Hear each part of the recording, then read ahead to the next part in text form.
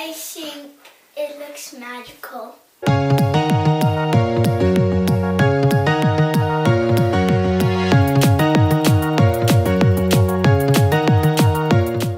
Hello everyone! In this video, I'm going to show you the steps I took to create this geometric accent wall for my sister's birthday.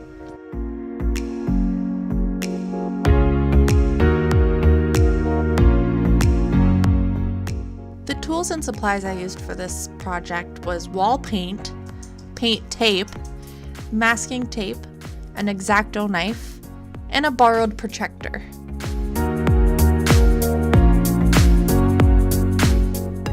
So I started off with the green paint tape. I taped around the edges of the one wall I was painting. Then I measured the width of the wall and marked every corner with a piece of green tape.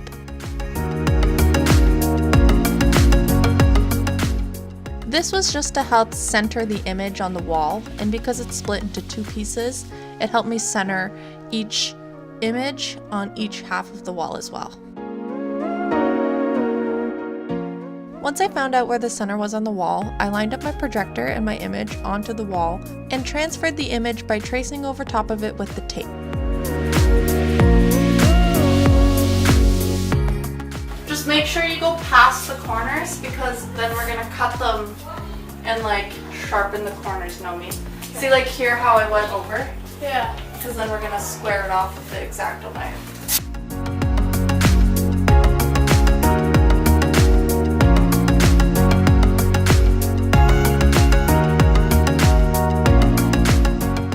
The reason why I'm being so picky with the tape is because once you lift it off the wall, it's the image that's going to show through, and you want to make sure it's really crisp and pristine because it's going to be on there for as long as you want it to, I guess.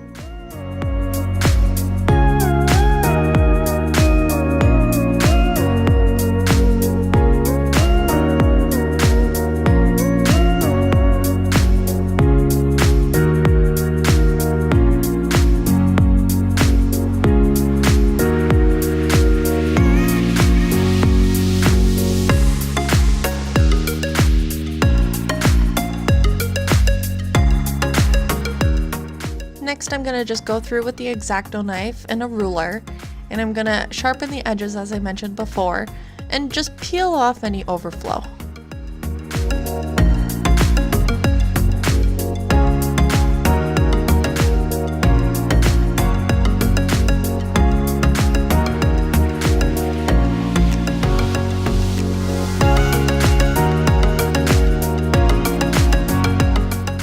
This part did take a long time, and it was really obnoxious, but it's really, really important for a really nice final result.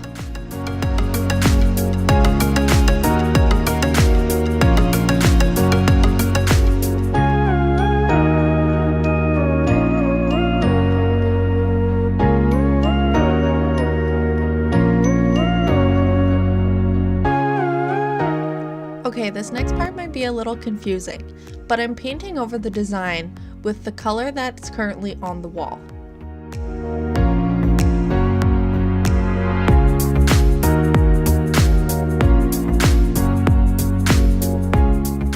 Yes, I know this part doesn't really make sense because we're going to paint over top of it anyways with our accent color. However, the reason for this is actually really important, and I find it pretty helpful.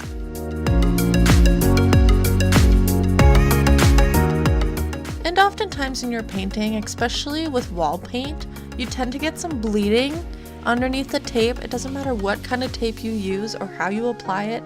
I mean, you might be able to get away with it, but I really wanted a crisp line. So I used the base color to fill in all that bleeding that you're almost guaranteed to get. That way, when I went over top of it with a different color, it wouldn't bleed under the tape as much because we already filled it in with the purple. I realized this sounds pretty ridiculous and unnecessary, so I did a side-by-side just to show you the difference that it makes. Yes, I see that peeling on the left-hand side. Just ignore that for now. I think I understood what went wrong and we'll address that later. But see how crisp that line is? There's no bleeding at all. And the one on the right, it doesn't really have a straight line. It's kind of fuzzy, I guess is the only way I could explain it. And for something so sharp and geometric, that's not what we want here. I let the base coat dry overnight just to be safe. Then I started applying the accent color. A tip for buying discount paint is to shop the sales rack. Yes, hardware stores have sales racks too, but for paint specifically, it's called the mist tint rack. Oftentimes you can find something similar to what you had in mind, and you can find entire cans of paint for around $20.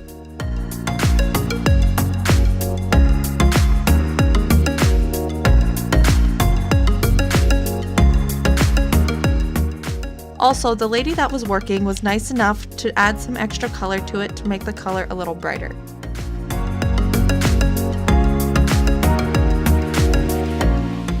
I only got a small swatch size can because I'm only doing one wall and it cost me $5 total.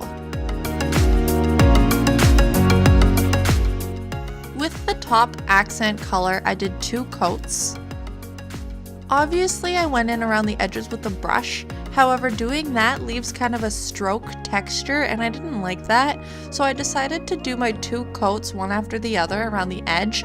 That way I can cover up those stroke-like textures with the roller when I run around for the second coat over the entire wall.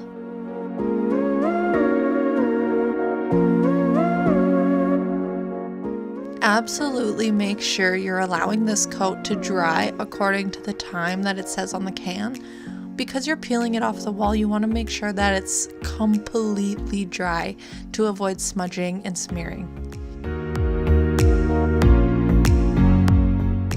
Time to peel up the paint and reveal the art underneath.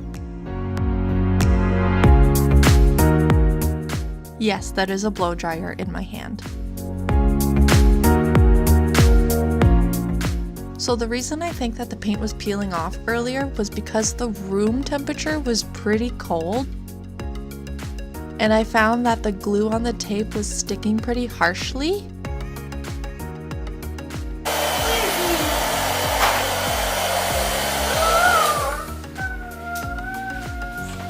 Isn't it sweet?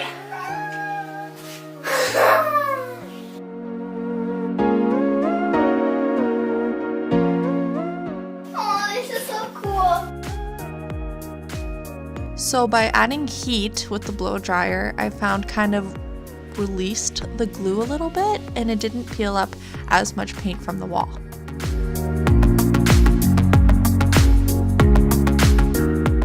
Camera! It knows what the camera is about! Yes, I have.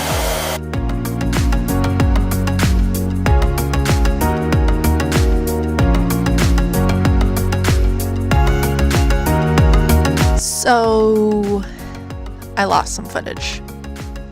My camera ran out of storage and I didn't notice it in time. But anyways, this is what it looked like when it was all finished. Thanks for watching. I hope you enjoyed this video and stay tuned for more.